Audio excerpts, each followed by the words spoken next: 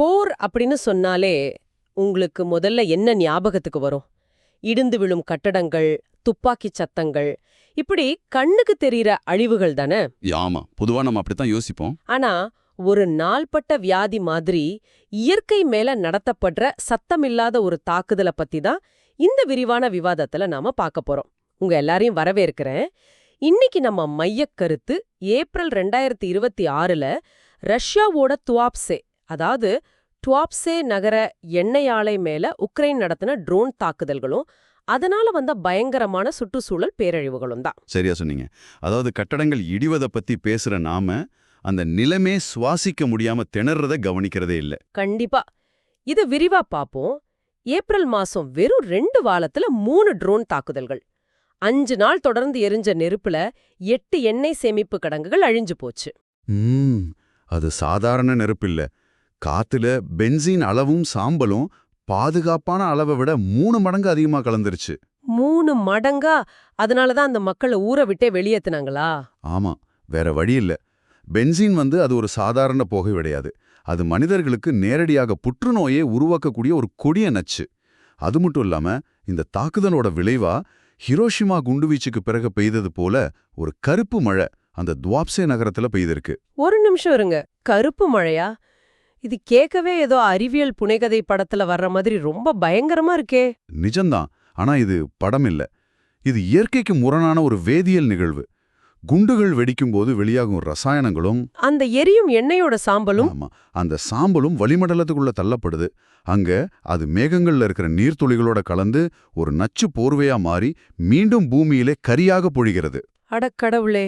இதனால அந்த நகரத்தோட நீர், நிலம், காற்றுன்னு எல்லாமே முழுமையா நஞ்சாகி மக்களோட இயல்பு வாழ்க்கையே முடங்கிடுச்சு.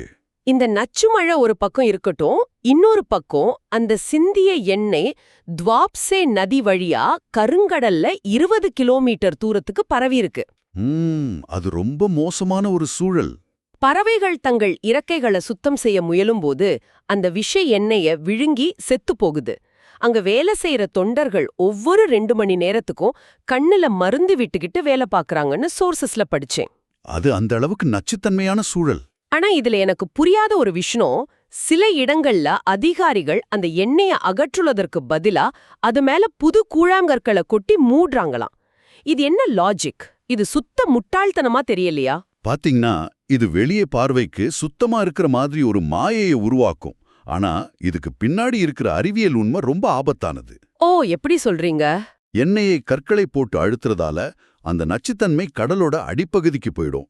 அங்க வாழுற நத்தைகள், சின்ன உயிரினங்கள் அந்த விஷத்தை உட்கொள்ளும். அப்போ அதை சாப்பிடுற பெரிய மீன்கள்? எக்ஸாக்ட்லி, அந்த மீன்கள், அப்புறம் அதை சாப்பிடுற பறவைகள் அப்படின்னு ஒட்டுமொத்த உணவு சங்கிலியுமே அடியோடு விஷமாகிடும்.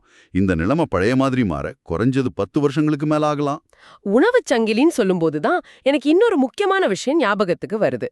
இந்த போரோட சுற்றுச்சூழல் பாதிப்பு துவாப்சேவை தாண்டியும் போகுது. ஆமா, குறிப்பா கடல்ல. ரஷ்யா நீர்மூழ்கி கப்பல்களோட சோனார் கதிர்வீச்சால ஆயிரக்கணக்கான டால்பின்கள் காது கேளாம செத்து கரை ஒதுங்குதுன்னு கேட்கும்போது ரொம்ப கஷ்டமா இருந்துச்சு. இது எப்படி நடக்குது? அதாவது டால்பின்கள் கண்களை விட ஒளிய நம்பிதான் கடல்ல வழி கண்டுபிடிக்குது, இரைய தேடுது. நீர்மூழ்கி கப்பல்கள்லேருந்து வர மிக கடுமையான சோனார் கதிர்வீச்சு அதோட கேட்கும் திறனை முற்றிலுமா அழிச்சிடுது. அப்போ திசை தெரியாம குருடாகிடுமா? ஆமா, குருடாகி பயத்துல வேகமா நீரோட மேற்பரப்புக்கு வரும். அப்படி வரும்போது அதோட ரத்தத்துல நைட்ரஜன் குமிழிட்டு உருவாகி துடிதுடிச்சு இறந்துடும். இல்லனா இரை தேட முடியாம பட்டினியால் சாகும். இது 2023ல கஹோவ்கா அணை உடைஞ்சு ஏற்பட்ட வெள்ளத்துல அழிஞ்ச வனவிலங்குகளை எனக்கு ஞாபகப்படுத்துது. ஆனா இந்த ஆலைகளை ஏன் உக்ரைன் தொடர்ந்து குறிவைக்கணும்? இத நாம ஒரு பெரிய கண்ணோட்டத்துல எந்த தரப்புக்கும் ஆதரவளிக்காம நடுநிலையா பார்க்கணும்.